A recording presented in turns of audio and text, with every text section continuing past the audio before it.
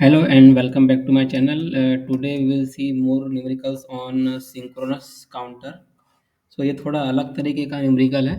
तो यहाँ पर आप देख सकते हैं डिज़ाइन क्वेश्चन में क्या बोला, design synchronous lock free counter that passes through following states. तो यहाँ पे देखो स्टेट भी उसने जो दिया है, जैसे कि रैंडमली स्टेट दिया है, S1 से S3 जाएगा, S3 से S5, S5 से S6। तो यहाँ पर आप देख सकते हैं कुछ स्टेट्स यहाँ पर मिसिंग है, मतलब S0, 2, 4 और 7 ये स्टेट यहाँ पर नहीं है। ठीक है, तो एक तो बात ये हो गई। तो अगर हमको सिंक्रोनस काउंटर डिज़ाइन करना है तो हम उसको मतलब इस तरीके के जो सिंक्रोनस काउंटर होते हैं इसको अगर हमें डिज़ाइन करना है तो उसको हम दो तरीके से कर सकते हैं। या तो लॉक फ्री टाइप के कर सकते हैं, या तो लॉक फ्री या तो लॉक्ड। ठीक है, अभी हम देखते हैं लॉक फ्री टाइप के या लॉक आउट, दोनों का मतलब एक ही है। लॉक फ्री बोलो या लॉक आउट बोलो, दोनों का मतलब एक ही है। ठीक है, अगर लॉक फ्री अगर बोलता है तो उसमें सिर्फ वही स्टेट्स को लेंगे जिन स्टेट्स को उसने क्वेश्चन में दिया है, जैसे कि S1, S3, S5, S6। तो इन्हीं स्टेट्स को हम यूज़ करेंगे अपना काउंटर बनाने के लिए। एक बात तो ये हो गई, बाकी तो कुछ है ही नहीं। ठीक है, मतलब वो S1 से S3 जाएगा, S3 से S5 जाएगा, S5 से S6 और S6 से वापस S1 जाएगा। जो भी क्वेश्चन है, जैसा भी क्वेश्चन है, आपको वैसे ही सॉल्व करना है। तो यहाँ पर आप देख सकते हैं, यहाँ पर उसने बोला नहीं है कि 3 फ्लिप फ्लॉप यूज़ करो, 4 फ्लिप फ्लॉप यूज़ करो, 2 फ्लिप फ्लॉप यूज़ करो, ऐसा कुछ बोला नहीं है। तो यहाँ पर आपको खुद डिसाइड करना पड़ेगा कि आपको कितने फ्लिप फ्लॉप यूज़ करना है। तो यहाँ पर सबसे पहले आप देखेंगे सबसे बड़ा नंबर कौन सा है, तो सबसे बड़ा नंबर कौन सा है, 6 है। तो 6 को रिप्रेजेंट करने के लिए हमको बाइनरी में कितने बिट्स लगेंगे, 110, मतलब 3 बिट्स आपको लगेंगे। तो 3 बिट लगेंगे, इसका मतलब क्या है, हमको जो फ्लिप फ्लॉप है वो 3 नंबर के हमको फ्लिप फ्लॉप लगेंगे, मतलब 3 फ्लिप फ्लॉप हमको यूज़ करना पड़ेगा। 2 फ्लिप फ्लॉप यूज़ करेंगे तो हमारा काम नहीं बनेगा। कम से कम आपको 3 फ्लिप फ्लॉप यूज़ करना पड़ेगा। 4 कर सकते हैं, 100 कर सकते हैं, 1000 कर सकते हैं, लेकिन कम से कम आपको 3 यूज़ करना पड़ेगा। ठीक है? मैं 4 या 5 इसलिए बोल रहा, मतलब उतना भी यूज़ कर सकते हैं, क्योंकि जो 6 काउंट कर सकता है वो 16 भी काउंट कर सकता है, वो 32 भी काउंट कर सकता है, वो 1000 भी काउंट कर सकता है, 1 लाख को भी काउंट कर सकता है। ठीक है? लेकिन हमको ज़रूरत जो है अपना सर्किट जो है वो अच्छा एफिशिएंट होना चाहिए, तो उसमें कम से कम हार्डवेयर रिक्वायरमेंट रहना चाहिए। इसलिए हम मैं बोल रहा कि 3 फ्लिप फ्लॉप हमको लगेंगी, तो रिक्वायर्स लिख रहे हैं हम। ठीक है, रिक्वायर मतलब कम से कम आपको 3 फ्लिप फ्लॉप हमको यूज़ करना पड़ेगा। इससे कम यूज़ करेंगे तो हमारा जो काउंटर है वो सक्सेसफुल नहीं होगा। ठीक है, तो बहुत ही सिंपल सा है। तो यहाँ पर क्वेश्चन में जो स्टेट दिया है उसको हम डेसिमल नंबर में लिखें, मतलब S1, S3, S5, S6 का मतलब क्या है, स्टेट 1, स्टेट 3, स्टेट 5, स्टेट 6। तो इसका डेसिमल हम निकलेंगे 1356। ठीक है, इसको हम बाइनरी में कन्वर्ट करेंगे। ठीक है, मतलब एक 1 के बाद में 3 आएगा, 3 के बाद में 5 आएगा, 5 के बाद में 6 आएगा, 6 के बाद में वापस 1 आएगा। तो ये 1 का इक्विवेलेंट बाइनरी, ये 3 का इक्विवेलेंट बाइनरी, ये 5 का इक्विवेलेंट बाइनरी और ये 6 का। बाकी इन द सेम टेबल, मतलब यहाँ पे जो कॉलम रहेंगे, प्रेजेंट स्टेट वाला, फिर नेक्स्ट स्टेट वाला, फिर इनपुट टू फ्लिप फ्लॉप, वही चल रहा है अभी। ठीक है, तो हमको ऐसे ही करना है हमेशा। तो वैसे ही हम करेंगे अभी भी।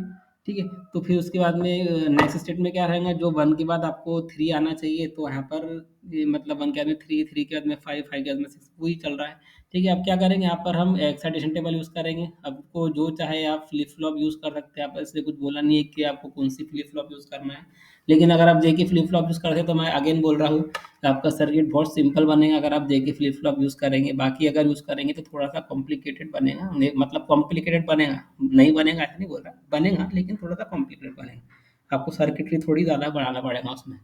बन भी गया तो कोई टेंशन की बात नहीं है, बना सकते हैं, तो कुछ तो गलत नहीं रहेगा। आप 100%, आपका 100% करेक्ट रहेगा। अगर आप पे जेके की जगह आप टी फ्लिप फ्लॉप यूज़ कर सकते हैं, एसआर फ्लिप फ्लॉप यूज़ करें, या डी फ्लिप फ्लॉप, जो चाहे आप फ्लिप फ्लॉप इसमें यूज़ कर सकते हैं। ठीक है, इसमें फ्लिप फ्लॉप यूज़ करने में कोई रोक टोक नहीं है, आप जैसा चाहे वैसा आप सर्किट बना सकते हैं।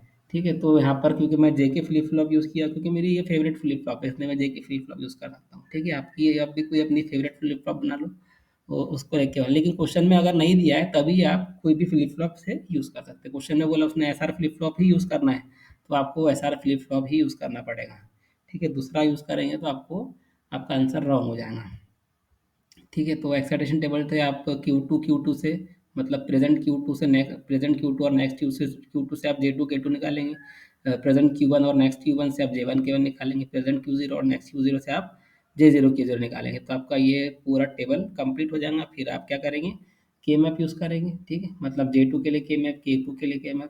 तो यहाँ पर आप देख सकते हैं, यहाँ पर हमारे इसमें 0, 7 है नहीं, तो वहाँ पर हमको डोंट केयर यूज़ करना पड़ेगा। तो यहाँ पर आपको थोड़ा ध्यान रखना पड़ेगा, जो स्टेट्स यूज़ में नहीं है वहाँ पर क्या रहेगा, डोंट केयर। अगर आप 0 डालेंगे तो रॉन्ग हो जाएगा, 1 भी डालेंगे तो रॉन्ग हो जाएगा, डोंट केयर डालेंगे तो रॉन्ग नहीं होगा। ठीक है, तो 0, 2 और 7 पे आपको डोंट केयर लगाना पड़ेगा। अगर आपने 0 या 1 लगाया तो आपका आंसर गलत हो जाएगा। ठीक है, इस बात का आप ध्यान रखो। ठीक है, तो डोंट केयर यूज़ करो, ज़रूरत पड़ी तो मिला लो, नहीं ज़रूरत पड़ी तो छोड़ दो। ठीक है, डोंट केयर का ये मतलब है, ज़रूरत पड़ी तो यूज़ करो, नहीं ज़रूरत पड़ी तो मत यूज़ करो। ठीक है, तो इक्वेशन आपकी बन जाएंगे, J2 इक्वल टू आपको Q1 मिल रहा है और K2 इक्वल टू भी Q1 मिल रहा है, J1 इक्वल टू 1 मिल रहा है, K1 इक्वल टू 1 मिल रहा है, J0 इक्वल टू 1 मिल रहा है और K0 आपको जो भी मिल रहा है, K0 आपको Q2 मिल रहा है। ठीक है, तो ये बन गया आपका सर्किट की इक्वेशन बन गई। तो ये सर्किट को आप यूज़ करेंगे तो ये आपका ये बन गया।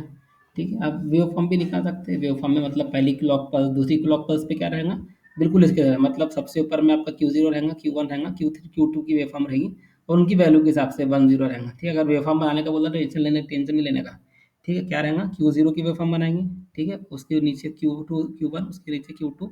ठीक है, तो जहाँ पर भी जब वैल्यू 1 आ रही है तो 1 ऊपर कर देना, 0 आ रहा है तो नीचे कर देना। मतलब पहले क्लॉक पल्स पे Q1 Q0 की वैल्यू 1 है तो ऊपर, दूसरे पे भी 1 है तो ऊपर, तीसरे पे भी 1 है तो ऊपर, चौथे पे 0 है तो नीचे आ जाएंगे। बाकी डोंट केयर है, उसको बनाए नहीं बनाना है, क्योंकि हमारा क्लॉक जो है लॉक है, लॉक फ्री काउंटर है या लॉक आउट काउंटर है। ठीक है, तो आप 0 6 के बाद में वापस से बनाना चाहिए, मतलब वापस से जो Q0 की वेवफॉर्म रहेंगी 1 1 1 0। ठीक है, मतलब अप फिर डाउन, 3 बार अप, एक बार डाउन। ठीक है, आपको ऐसा ही बनाना पड़ेगा। उसके बाद में नीचे, उसके नीचे Q1 की वेवफॉर्म, उसके नीचे Q2 की वेवफॉर्म। ठीक है, तो वेवफॉर्म बनाना कोई बड़ी बात नहीं है, आप बना सकते हैं ऐसे। ठीक है, तो ये हो गया आपका लॉक फ्री या लॉक आउट काउंटर के बारे में। अगर सेम क्वेश्चन आता है और बोलता है कि लॉक्ड काउंटर बनाओ,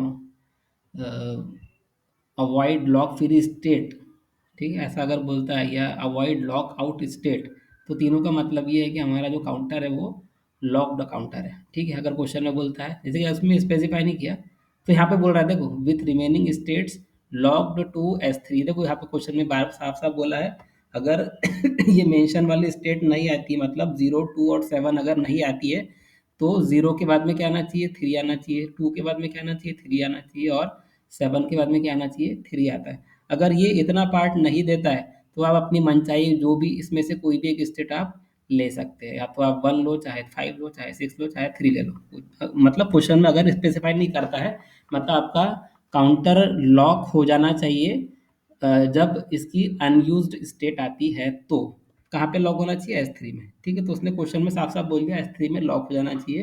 तो आपको जो अनयूज्ड स्टेट रहेंगी उसके बाद आपको क्या, कौन सा डालना पड़ेगा, आपको S3 डालना पड़ेगा। ठीक है, अगर नहीं बोलता कुछ भी तो आपको जो चाहे आप वो स्टेट डाल सकते हैं। जनरली पहली वाली स्टेट प्रेफर की जाती है, अगर नहीं आपको करना है तो तीसरी, चौथी, पांचवी जो चाहे आप यूज़ कर सकते हैं। ठीक है, लेकिन लॉक्ड जो रहेंगी वो इनमें से कोई एक रहेंगी। ठीक है, इनमें से ही आपको कोई एक स्टेट आपको यूज़ करना पड़ेगा, अगर वो अनयूज स्टेट में आपका काउंटर जाता है तो। ध्यान में रखना इस बात को, मतलब जो यूज्ड वाली स्टेट है उसी में ही उसकी अगली वैल्यू है। मतलब जैसे कि यहाँ पर ये आपकी 0 2 4 7, ठीक है, इसके बाद में क्या आना चाहिए, 0 1 बनाना चाहिए, मतलब जो नेक्स्ट स्टेट वाला कॉलम है यहाँ पे क्या आना चाहिए, 0 1 बनाना चाहिए। तो इस बात का आप ध्यान रखो। ठीक है, तो यहाँ पर 0 1 1 मतलब 3 आना चाहिए, 0 1 1 0 1 1, 2 0 के बाद में 0 1 1, 2 के बाद में 0 1 3, 4 2 4 के बाद में 3 और 7 के बाद में भी 3 आना चाहिए। ठीक है, अगर क्वेश्चन में स्पेसिफाई नहीं करता है तो इनमें से कोई एक स्टेट आपको लेना पड़ेगा। अगर आपने 0 ले लिया, क्योंकि 0 तो है ही नहीं, ठीक है, तो आपका क्वेश्चन हो जाएगा, आपका आंसर हो जाएगा रॉन्ग। क्वेश्चन तो सही रहेगा, आपका आंसर रॉन्ग हो जाएगा। तो इस बात का ध्यान रखो, अगर उसने इस तरह से लॉक्ड वाला या अवॉइड लॉक फ्री स्टेट या अवॉइड लॉक आउट स्टेट ऐसा क्वेश्चन में बोलता है और कोई स्टेट को नहीं बयान कर बोलता है, तो इनमें से ही आप कोई एक स्टेट लेंगे।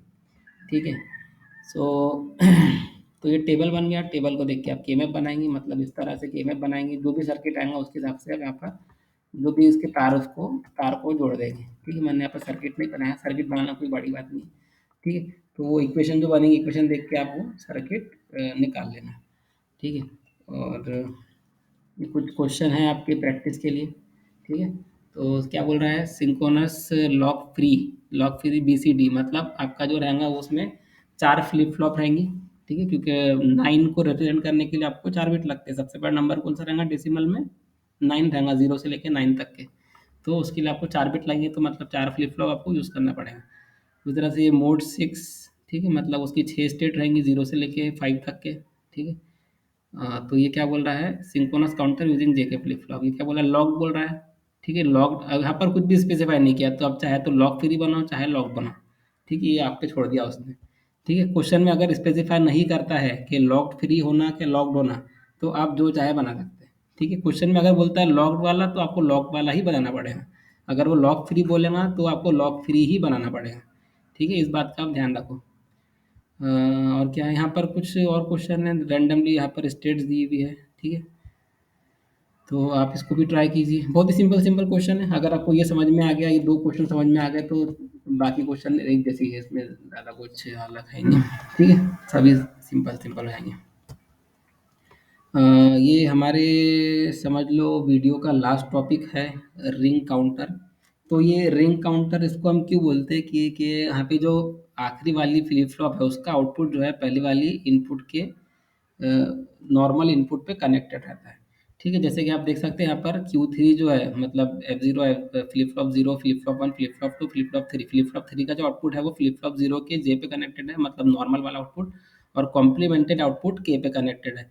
अगर किसी काउंटर को हम इस तरह कनेक्ट करते हैं, तो उसको हम बोलेंगे रिंग काउंटर। और जो ये जो रिंग काउंटर होते हैं, ये सिंक्रोनस काउंटर होते हैं, मतलब ये flip flop 0, flip flop 1, flip flop 2, flip flop 3 सभी क्या होंगे, साइमल्टेनियसली ट्रिगर होंगे। सभी क्या होंगे, साइमल्टेनियसली ट्रिगर होंगे।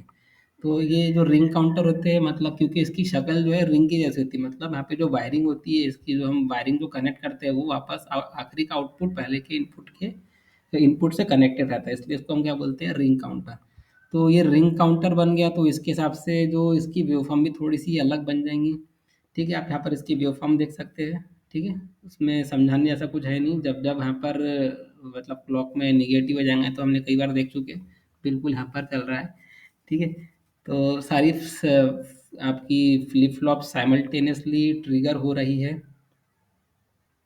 ठीक है, तो आउटपुट के हिसाब से जो भी इसका आउटपुट रहेगा, जैसे कि यहाँ पर अभी देखो मैंने इसको यहाँ पर 0 अज्यूम किया, तो यहाँ पर समझ लो ये 1 हो गया इसका। ठीक है, आप कुछ भी स्टार्टिंग में कुछ भी अज्यूम कर सकते हैं। तो ये 0 से 1 हो गया, तो जब इसका नेगेटिव एज आएगा, ठीक है, तो ये negative edge triggered flip flop है अपनी। ठीक है, तो देखो यहाँ पर ऐसा ज़रूरी नहीं है, जनरली जैसे कि हम असिंक्रोनस फ्लिप फ्लॉप जो रहती थी, उसके इनपुट पे जो है, उसके जो इनपुट रहते थे वो जे और के, वहाँ पर हम 1 लगाते थे, इसलिए वो टॉगल होते थे। ठीक है, यहाँ पर 1 नहीं लगा हुआ है। ठीक है, तो यहाँ पर इनिशियली हमको कुछ ना कुछ अज्यूम करना पड़ेगा। तो जैसे कि आप देख सकते हैं, हमने Q0 पे 0 अज्यूम किया, Q1, Q2, Q3 पे 1 है। ठीक है, बस यहाँ पर जो है Q0 जो इसका आउटपुट है, ये 0 है स्टार्टिंग में। ठीक है, बाकी Q1, Q2, Q3 ये 1 है, जो कि अगले अगले फ्लिप फ्लॉप के इनपुट पे वो कनेक्टेड है। तो यहाँ पर आप देख सकते हैं। तो देखो यहाँ पर Q पे अगर Q0 पे अगर 0 है, तो Q0 बार पे क्या रहेगा, 1 रहेगा। तो ये J पे 0, K पे 1। ठीक है, तो J पे 0 अप्लाई हुआ, K पे 1 अप्लाई हुआ, तो Q आपका क्या हो जाएगा, 0 हो जाएगा। अगली अगली क्लॉक पल्स पे आपका Q1 क्या हो जाएगा, 0 हो जाएगा। ठीक है, तो ये 0 हो जाएगा, तो ये 1 हो जाएगा, मतलब J पे फिर 0, यहाँ पर K पे फिर 1, तो ये 0 यहाँ पर चले जाएगा।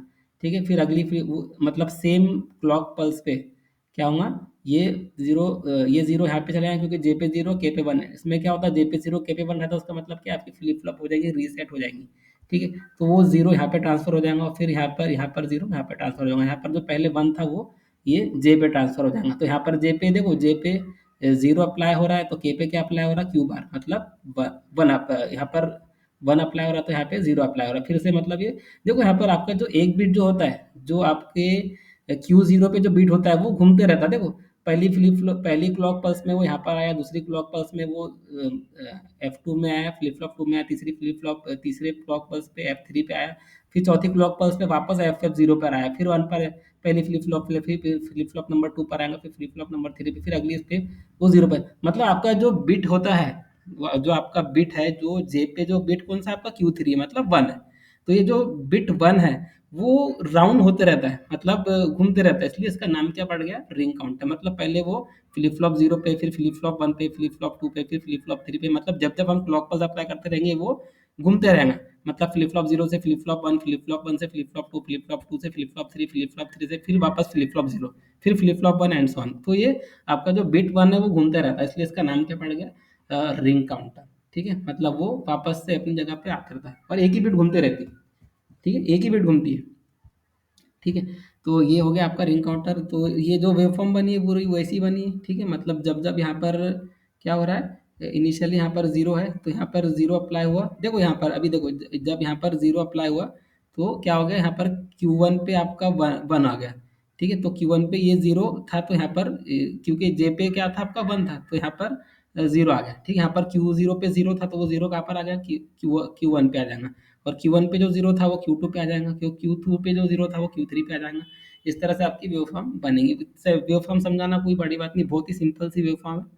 ठीक है, तो फिर उसके बाद में फिर वही अगले इस पे फिर यहाँ पर आएगा, फिर वो वन यहाँ पर अप्लाई हो रहा है, फिर ये जीरो वहाँ पे अप्लाई हो रहा है एंड सो ऑन। ठीक है, तो पहले जीरो जो यहाँ पर था वो यहाँ पर आ रहा है, फिर यहाँ पर आ रहा है, फिर उसी तरह से वन जो है वो घूमते रह रहा है। ठीक है, तो इस तरह से इसका वर्किंग है और ये वेव फॉर्म बनी, वेव फॉर्म के हिसाब से इसका ये टेबल है। ठीक है, तो यहाँ पर आपकी स्टेट देख सकते हैं S1 S2 S4 S8। ठीक है, फिर आप S1 S2 S3 S4 S8। ठीक है, तो इस तरह से इसकी स्टेट्स रहेंगी। ठीक है, तो ये रहा आपका रिंग काउंटर। ठीक है, अगला क्या है आपका जॉनसन काउंटर। ठीक है, इसको जॉनसन काउंटर भी बोलते हैं, इसको जॉनसन रिंग काउंटर भी बोलते हैं, इसको हम ट्विस्टेड रिंग काउंटर भी बोलते हैं या शिफ्ट काउंटर। दोनों में फ़र्क ये है, आप यहाँ पर देख सकते हैं, यहाँ पे जो लास्ट फ्लिप फ्लॉप का नॉर्मल वाला आउटपुट है पहले फ्लिप फ्लॉप के जे पे कनेक्टेड है और जो कॉम्प्लीमेंटेड आउटपुट है वो के पे कनेक्टेड है। तो यहाँ पर हम थोड़ा सा उसको स्विच कर देते हैं, मतलब नॉर्मल वाले को के पे लगाते हैं और कॉम्प्लिकेट वाले को जे पे लगाते हैं, तो वो आपका जो काउंटर बन जाएगा थोड़ा ट्विस्टेड बन जाएगा। तो उसको जो है जॉनसन नाम के साइंटिस्ट ने शायद बनाया होगा, इसलिए उसका नाम पड़ गया जॉनसन काउंटर। ठीक है, असलियत में वो ट्विस्टेड है। ठीक है, उसने उसको डिस्कवर किया होगा और क्या। ठीक है, तो इस तरह से वो क्या बन गया आपका जॉनसन रिंग काउंटर। ठीक है, तो यहाँ पर क्या हो रहा है, जैसे कि यहाँ पर आप देख सकते हैं आपका जो रिंग काउंटर है यहाँ पर चार ही स्टेट है, S1 S2 S4 और S8। तो ट्विस्टेड करने से क्या होता है, जैसे कि मैं इसको पहले क्लियर करूंगा, फिर देखो आप यहाँ पर देख सकते हैं क्योंकि मैंने इसको क्लियर कर दिया तो Q3 पर जीरो है तो Q3 बार पे वन है, तो ये वन जो है वो यहाँ पर अप्लाई हो रहा है।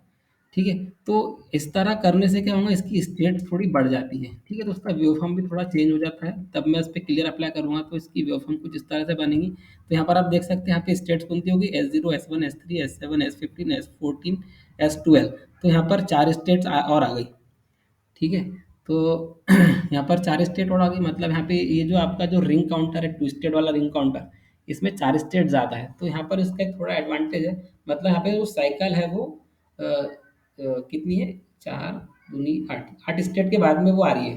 ठीक है, तो इससे आपको क्या पता चलेगा कि आपका जो क्लॉक आपका जो काउंटर है उसमें उसका जो स्टेट है वो वापस कब आ रही है, 8 क्लॉक पल्स के बाद में वापस आ रही है। ठीक है, तो क्योंकि आपका ये सिंक्रोनस काउंटर है और सिंपल है। ठीक है, असल में ये सिंपल काउंटर डिजाइन हुए थे। ठीक है, तो उसको हम यूज कर सकते हैं इस तरह। ठीक है, तो अगर आपको ज्यादा स्टेट चाहिए तो आप ट्विस्टेड रिंग काउंटर यूज कर सकते हैं। ठीक है, सो ये शायद अपने डिजिटल सर्किट का लास्ट वीडियो है। अगर आपको ये मेरे वीडियोस पूरे पसंद आए तो सारे वीडियोस को आप लाइक कीजिए, चैनल को सब्सक्राइब कीजिए। ठीक है, अभी मैं अपने और वीडियो डालूँगा, दूसरा कोई सब्जेक्ट अभी चूज़ करूँगा मैं। मोस्ट प्रोबेबली मैं माइक्रो प्रोसेसर के शायद डालूँगा अगले इसमें। ठीक है, तो यहाँ तक अपने जो है अभी डिजिटल सर्किट के पूरे वीडियोस कंप्लीट हो गए हैं। ठीक है, अगले शायद मैं दूसरा कोई फ़ोल्डर बनाऊँगा, प्लेलिस्ट बनाऊँगा, जिसमें हम जो है क्या बोलते हैं माइक्रो प्रोसेसर, जहाँ तक मेरा ख्याल है माइक्रो प्रोसेसर के या डेटा कम्युनिकेशन कोई भी सब्जेक्ट ले लूँगा। So thank you for watching my whole videos. Bye. Thank you.